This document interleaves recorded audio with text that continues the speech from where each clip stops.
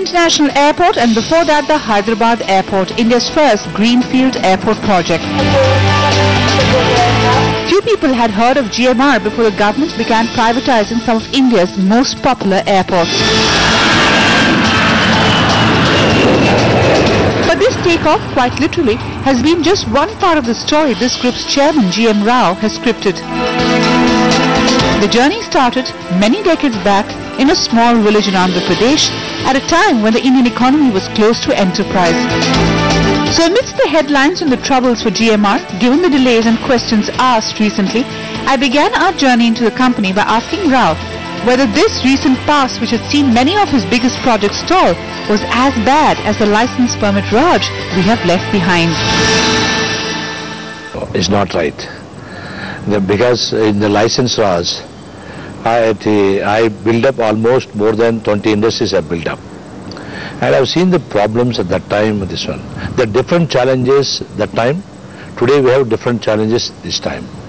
That time the challenges are different, and getting a finance, getting even a material for the construction of the factories. So everything is a different challenges this one. The advantage is we are in a protected environment that time. The license is given to particular people, they used to control, but it's not good for the country. We cannot see only a business for our benefit. Some of the 4 or 5 groups used to control that the license is not to given. But the interest of the nation is not right. Today, we got so much of entrepreneurship is there in India, and it is not only in India. Indian companies are acquiring very good assets in outside that.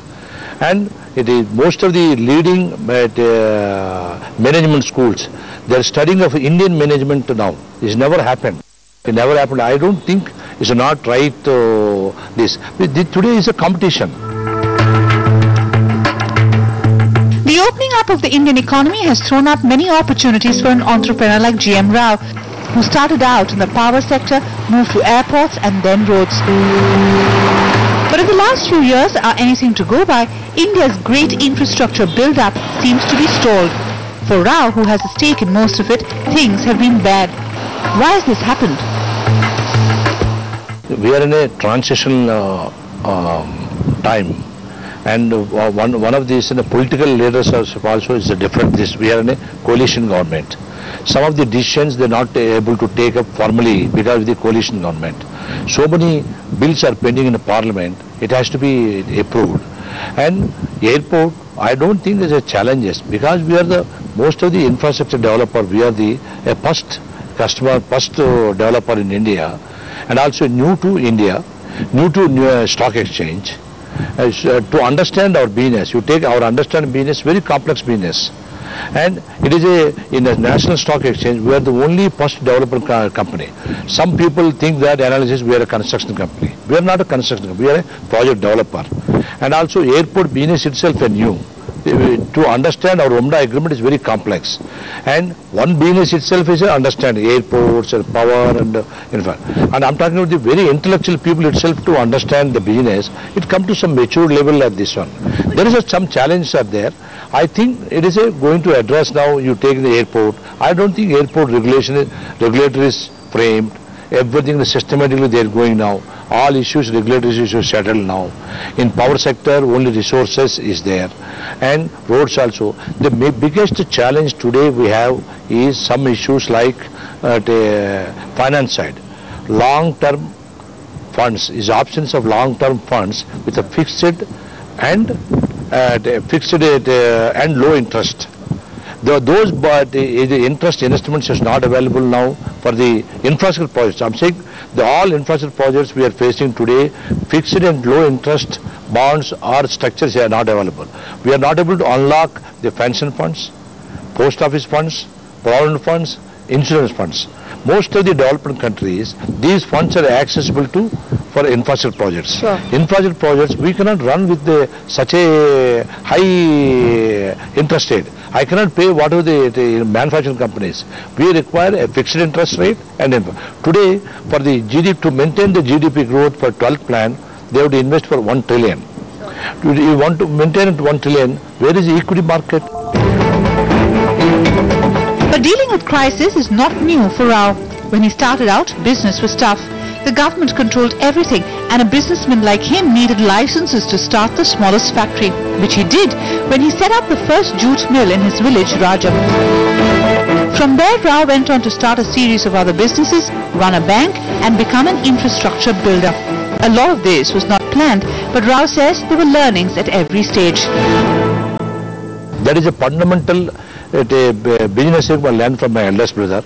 I sat with him, I learned with him, interact with the farmers, understand the humility and patience, negotiations and value for the money. I learned so many things.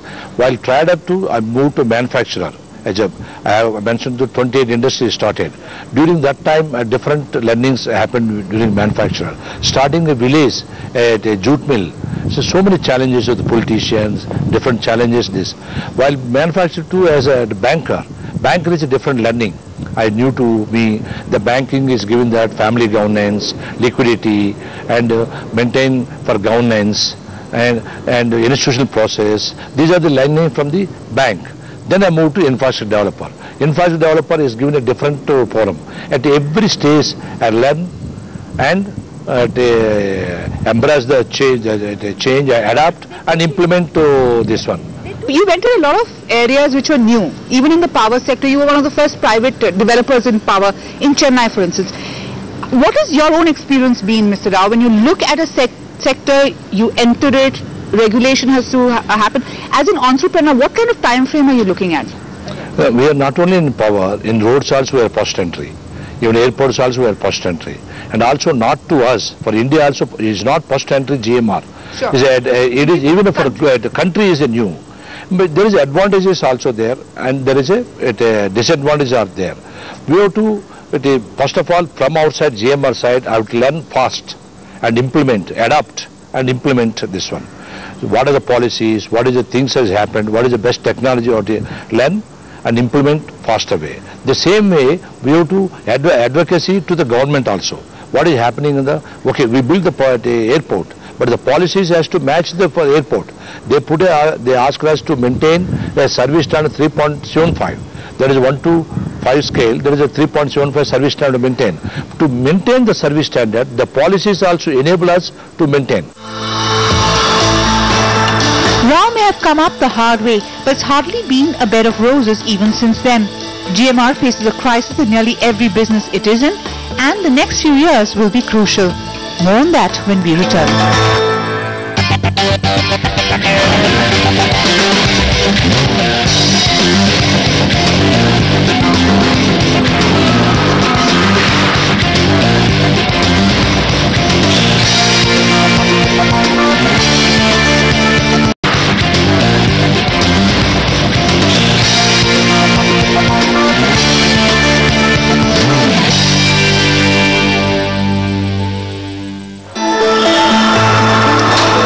Between 2010, when the much-awaited Delhi International Airport T3 was inaugurated, to January 2013, the stock price of GMR Infra has crashed over 65%. This is reflective of what the company has gone through across sectors, especially airports.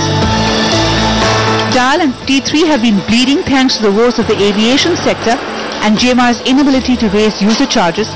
And in 2012, things got even more heated as the powerful CAG raised concerns. This on the very basis on which the company-led consortia had won the bid for the Delhi airport. At that time, we spoke to the chairman. First of all, the Delhi airport, we are not coming in the CAG audit. It is only the airport authority, it is coming in the CAG audit. One thing, what I read about the CAG report, they are talking about the governance and bidding process, and second one is the development fees. Both the things, as a governance, the bidding process is upheld in the Supreme Court. And second one is their development fees also upheld in the Supreme Court, highest authority in this. And in bidding process, the bidding process started 2003 and it went to 2005 for bidding weapon. After bidding, there is no single change, they have not changed anything. Before bidding, I don't know, but after bidding, and whatever is available to this is available to all the bidders. We are 6 bidders are there, all bidders, everything is available. At the office of PwC in Mumbai, infrastructure expert Manish Agarwal puts GMR's Delhi airport woes into context. The challenge for an emerging market in bringing in private investment into a new sector is a trade-off between how quickly can one hit the market versus the degree of readiness. And in hindsight, one can always criticize, but if you just think about it a little more dispassionately, the airport privatizations in India went through a degree of preparation. They went through, several years of going and learning from overseas, getting experts on board, and so on and so forth. But they did take the process to the market before the regulator was in place. Close on the heels of the CAG questions on the Delhi airport privatization came another crisis, this time in Male, when the new post-coup government there yanked off GMR's contract for the airport, something it had built earlier. This was a serious blow, and Manish